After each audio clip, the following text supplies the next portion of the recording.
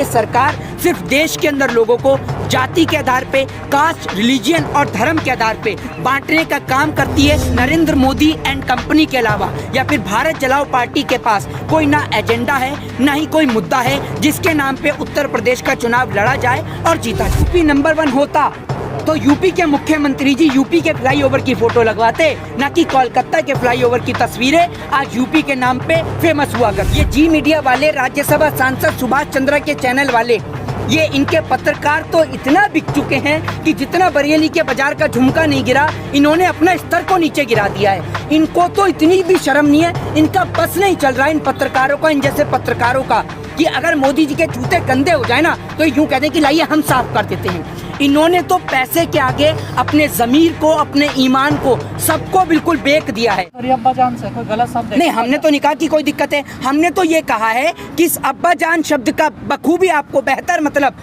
आपको आप ही की पार्टी के नेता बता सकते हैं, जिन्होंने अपनी बेटियों की शादी मुस्लिमों से करा रखी है, वो आपको बखूबी अच्छा मतलब बताएंगे। हमने तो नहीं कहा कि ये गलत बयान है, हमें तो कोई तकलीफ नहीं हो रही है भैया।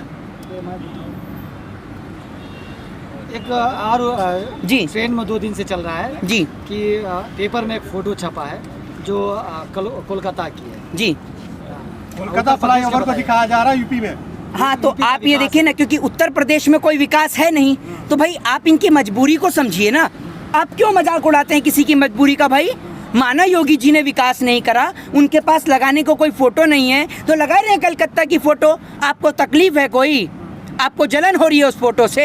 बताइए। अगर योगी जी ने, माना योगी जी ने नाम बदला है, कोई काम नहीं करा है, तो बेचारों के पास तस्वीरें भी कहाँ से होंगी? जब काम करते तभी तो तस्वीरें आती, जब काम ही नहीं किया तो तस्वीरें कहाँ की होंगी? तो तस्वीरें तो वो लगा लेते हैं, कलकत्ता की भी लगा लेते हैं, और न्यूज़पेपर वाले कभी कभी फैक्ट्री जो है वो अमेरिका की भी लगा देते हैं, और बाद में माफ़ी भी मांग लेते हैं। तो बोलिए धन्यवाद योगी जी। हम क्यों बोले धन्यवाद योगी जी? आप कहते हैं विकास नहीं किया, एक और चीज ट्रेंड कर रहा है। हाँ जी, बताइए।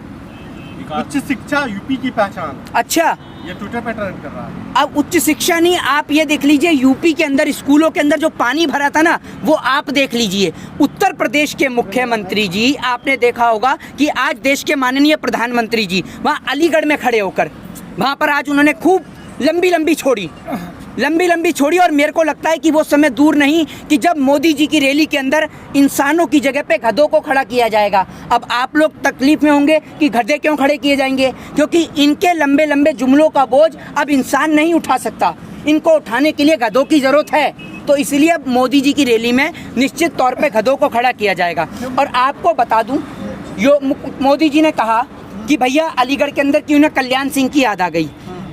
मोदी जी को कल्याण सिंह के अलावा उन हिंदुओं की याद नहीं आई जिन हिंदुओं ने उन्हें वोट दिया, जिन हिंदुओं की लाश को लकड़ी नहीं मिली, जिन दलितों की बेटी के साथ बलात्कार हुआ। क्या मोदी जी ने एक बार भी अपने भाषण में उस बेटी के बारे में जिक्र करा कि मेरे प्रदेश के मुख्यमंत्री ने दावा किया था कि उस बेटी को आवाज़ दिया जाएगा? आज तक उसे आवाज़ नहीं मिला।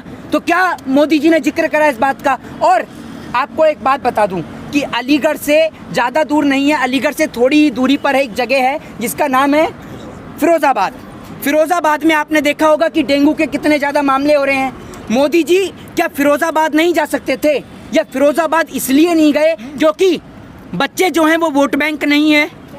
बच्चे वोट बैंक नहीं है तो क्या इसलिए बच्चों को देखने के लिए फिरोज़ाबाद नहीं जाया गया मोदी जी से? बताइए आप इस बात का जवाब। मोदी जी ने बात करी तीसरी कि जो उत्तर प्रदेश से अपराध खत्म हो गया है। अपराध कैसे खत्म हो गया? और कह रहे हैं कि आप अपराधी गले में तख्ती लगा के घूम रहे हैं, ऐसा मुख्यमंत्री जी कह रहे हैं। क्या आपने देश के गृह मंत्री के गले में कोई तख्ती देखी? क्या देखिए आपने गृह मंत्री के गले में कोई तख्ती? वो भी तो तड़ीपार हैं। क्या उनके गले में तख्ती आपने देखी?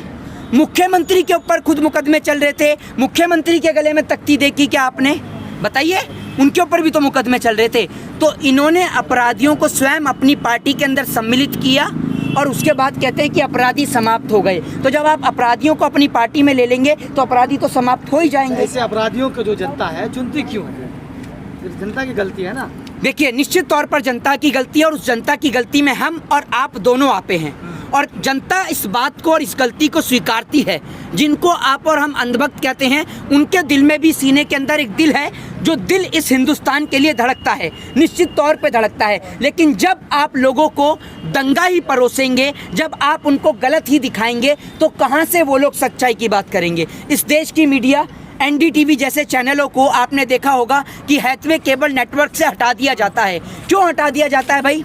अंबानी साहब क्या चाहते हैं कि मीडिया जो उनका मन करे वही परोसे। मीडिया सिर्फ मोदी जी की जो उनकी वाहवाही है, उनकी तारीफों के पुलिंदा पुल हैं, उनको ही दिखाया जाए। नरेंद्र मोदी जी कोरोना के काल में तीसरी बार विदेश का दौरा करने के लिए जा रहे हैं, ये मैं आपको बता दूं। कोरोना के काल के अंदर तीसरी बार विदेशी दौरा। नरेंद्र मोदी जी गुजरात मॉडल की बात करते हैं। आज गुजरात के अंदर जामनगर से लेकर तमाम जगह पानी के अंदर डूबी पड़ी हैं। क्या मोदी जी ने एक बार भी वहाँ का जायज़ा लिया या मोदी जी ने वहाँ की बात करी? तो आप लोग सोच लीजिए, ये सरकार सिर्फ देश के अंदर लोगों को जाति के आधार पे, कास्ट, रिलीजियन और धर्म के आधार पे बांटने का काम करती है। बाकी नरेंद्र मोदी एंड कंपनी के अलावा या फिर भारत जलाओ पार्टी के पास कोई ना एजेंडा है, ना ही कोई मुद्दा है जिसके नाम पे उत्तर प्रदेश का चुनाव लड़ा जाए और जीता जाए। बड़े बड़े होर्डिंग्स तो लग रहे हैं, यूपी नंबर 1।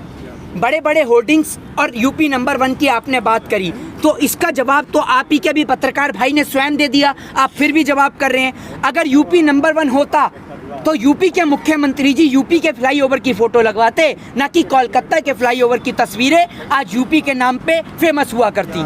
ठीक है ना? तो यूपी आप देख लीजिए कितना नंबर 1 है। वो अपराध के मामले में नंबर 1 है। आज भी महिलाएं असुरक्षित हैं उत्तर प्रदेश के अंदर। वो बेटियों के साथ बलात्कार होता है और उसमें इनकी पार्टी के नेता ये तराशते हैं कि बेटी कौन सी जात की है, कौन से धर्म की है। बेटी इस देश के अंदर किसी भी जाति, किसी भी धर्म की हो, वो हिंदुस्तान की बेटी है। और अगर उसके साथ गलत होता है तो पूरे हिंदुस्तान को एक साथ खड़े होकर उसके लिए आवाज़ उठानी चाहिए। मोदी जी, आपने कहा बेटी पूरे हिंदुस्तान की बेटी है। आप जी। यूपी में अगर कोई केस होता है तो ही क्यों बोलते हैं? दिल्ली में होता है या अभी हाल ही में पुणे में हुआ है। आपसे किसने कहा कि हमने नहीं बोला है? आपने देखा है राबिया के मामले में हमने बोला, आपने पुणे के केस की बात करी, उस पर भी हमने बोला। इस देश के अंदर आप बलात्कार के नाम पर ये मत बोलिएगा। हमें किसी सरकार से कोई मोह, कोई लाभ नहीं है। बलात्कार होता है तो वहाँ के मुख्यमंत्री को स्ट्रिक्टली एक्शन लेना चाहिए।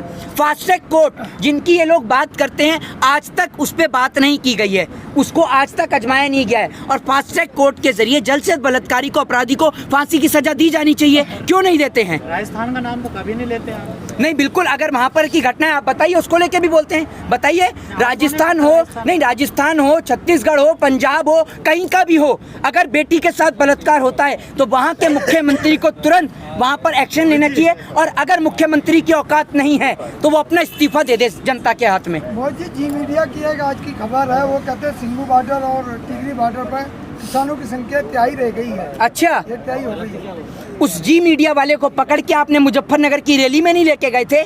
हैं?